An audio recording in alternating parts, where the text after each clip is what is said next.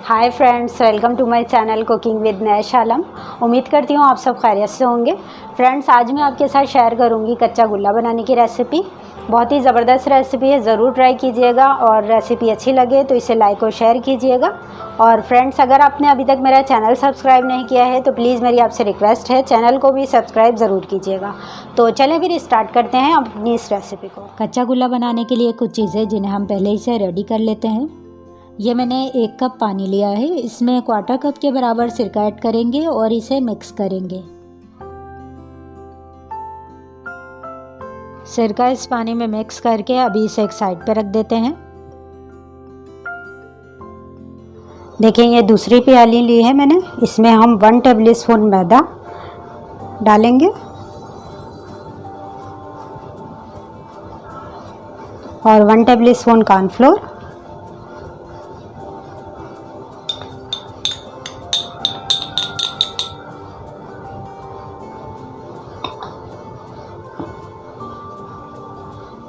इसमें 1 कप पानी डाल के हमें इसका घोल तैयार कर लेना है।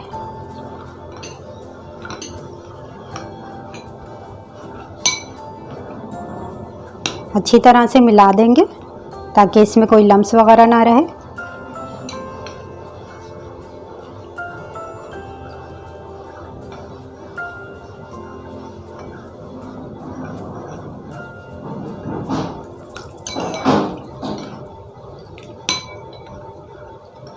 घोल हमारा रेडी हो गया है, इसे भी अभी हम एक साइड पे रख देंगे। गैस पे मैंने पॉट रख लिया है, इसमें 2 litre full fat milk use करेंगे। दूध डाल के इसे हम उबाल आने तक पका लेंगे। अच्छा, कच्चा गुल्ला बनाने के लिए आपने डब्बे वाले दूध का इस्तेमाल नहीं करना है। खुला हुआ भैंस का दूध इस्तेमाल करेंगे तो ज़्यादा बेहतर है, क्योंकि हमने इसका छेना तैयार करना है तो खालिश दूध लेंगे तो इसका पनीर अच्छा निकलेगा। देखें, दूध में उबाला गया है। अब गैस की फ्लेम को लो करके इसमें जो हमने मैदा और कॉर्नफ्लोर का घोल बना के रखा था थोड़ा थोड़ा सा ऐड करेंगे और मिक्स करते जाएंगे और स्पून से चलाते रहना है। देखें, इस घोल को डाल के बस कुछ सेकंड से पकाना है।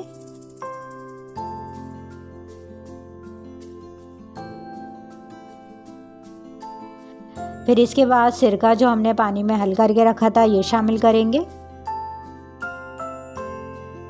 और सिरके वाला पानी भी एकदम से इसमें सारा ऐड नहीं करिएगा, ये भी इसमें ग्रेजुअली डालते जाएंगे और स्पून से हल्के हाथ से मिलाते भी जाएंगे। तो इस तरह से देखें, मैंने सिरके वाला पानी भी इसमें ऐड कर दिया है। अब आहिस्ता आहिस्ता इसका पनीर बनना स्टार्ट हो जाएगा। गैस के फ्लेम को लो करके इसे मिक्स करते हुए पकाते रहेंगे। थोड़ी ही देर में इसका पनीर बन जाएगा। ये देखें, इस दूध का छेना बन गया है, इसे मिक्स करते हुए पकाते रहेंगे। इस तरह से स्पून से चेक करेंगे। अभी इसका दाना बिल्कुल नरम है, इसे हमने जब तक पकाना है जब तक ये हल्के से जान में ना जाए। तो अभी ये बिल्कुल सॉफ्ट है। देखें, मैंने इसे पकाया 3 से 4 मिनट तकरीबन। अब स्पून से दोबारा से उठा के चेक करेंगे। इसे स्पून से उठा के फिंगर से प्रेस करेंगे, ये जान में लग रहा है, यानी ये पक के रेडी है। हमें ऐसा ही चाहिए। सारा पनीर हम किसी भी बर्तन पे देखें इस तरह से छलनी लगा के इसके ऊपर मलमल का कपड़ा बिछा के निकाल लेंगे।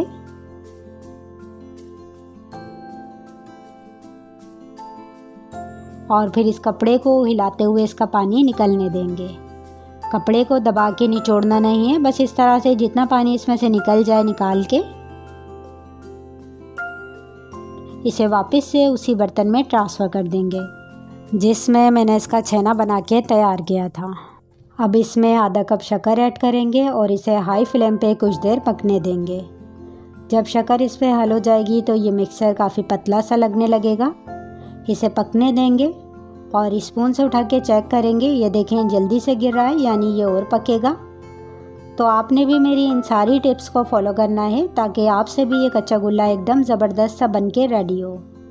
तो देखें, मैंने इसे और मज़ीद पकाया है। अब स्पून से जब चेक करेंगे तो देखें ये आराम से गिर रहा है, मतलब ये पक के रेडी है। गैस के फ्लेम को ऑफ़ कर देंगे और इसे किसी परात वगैरह में निकाल लेंगे और इस तरह से फैला के छोड़ देंगे।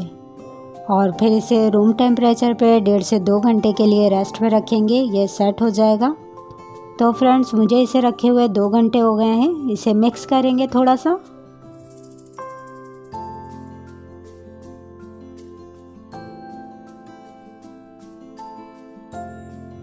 फिर जितने भी साइज़ का आपको कच्चा गुल्ला बनाना हो बना लीजिए। मैं इस तरह स्पून से लूँगी ताकि ये एक साइज़ के बन के रेडी हो सके। तो इस तरह से स्पून से लेते जाएंगे और हथेलियों की मदद से गोल गोल एक ही साइज़ के बनाते जाएंगे।